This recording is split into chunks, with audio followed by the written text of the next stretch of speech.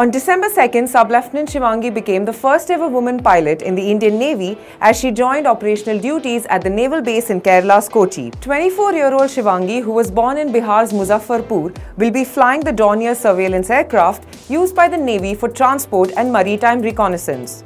These aircrafts are also used in rescue missions, including medical evacuations. Hello friends and welcome to Not for Women Only with me Sunita Iyer, and today on Indian Navy Day, along with celebrating Sub-Lieutenant Shivangi's achievement, let's also recall the fight of a few other officers who've made inroads in breaking stereotype that's associated with women joining the naval forces.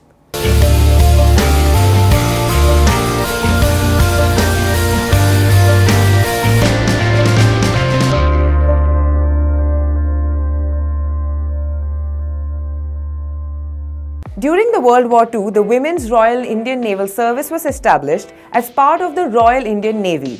Although women didn't serve on board, however, it was the first time when women were given a role in the Navy. Very few people are aware that Second Officer Kalyani Sen was the first Indian servicewoman to visit the UK with Chief Officer Margaret Cooper. When Sen was offered the invite for a comparative study of the training and administration in the Women's Royal Naval Service, she accepted it and left for her 2-month study visit. In an interview, Sen had said, "In India, there is still a big prejudice against women working with men. But the women are so keen to get into the services that they are breaking it down." After this, many girls in India were kept to join the Women's Royal Indian Naval Service. They were provided hostels for stay, and these hostels were run by women officers while training for a multitude of shore jobs. Next, we move on to one of Indian Navy's first women officers to have served on a warship, Sandhya Suri. The 3rd Indian Naval Academy batch had got 14 lady cadets. One among them was Sandhya Suri, who was preparing for her IPS exam back then when she received the joining instructions in 1994. As her fate might have it, Sandhya was posted on board a warship that lends out support to the fleet in terms of logistics replenishment at sea. Commissioned on 18 August 1994, Sandhya served the Indian Navy for 7 years. In an interview, she recalled that her greatest challenge in the Navy was to fight to be considered as a uniformed personnel and not as a woman.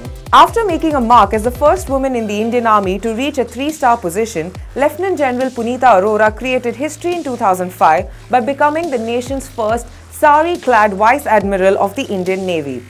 Earlier, she was the commandant of the Armed Forces Medical College in 2004, the first woman at the helm of the institute.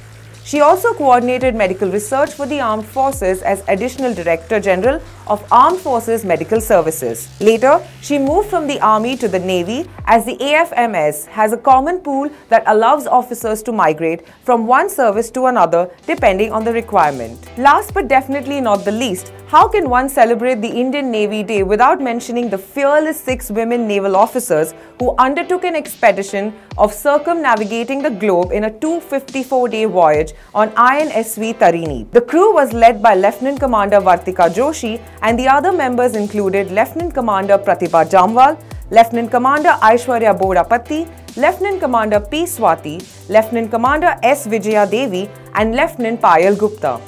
Their expedition was known as the Navika Sagar Parikrama, where they sailed across 4 continents, touched 5 countries, and crossed the equator twice. Setting out on September 10, 2017 and completing more than 21,600 nautical miles, the voyage wrapped up with the crew returning home on May 21, 2018. Well friends, aren't you proud of these women's achievements? They have indeed shown the nation that no ocean is too vast if you're determined to achieve something. Thank you for watching this episode of Not for Women Only. For more such videos, stay tuned to MyNation.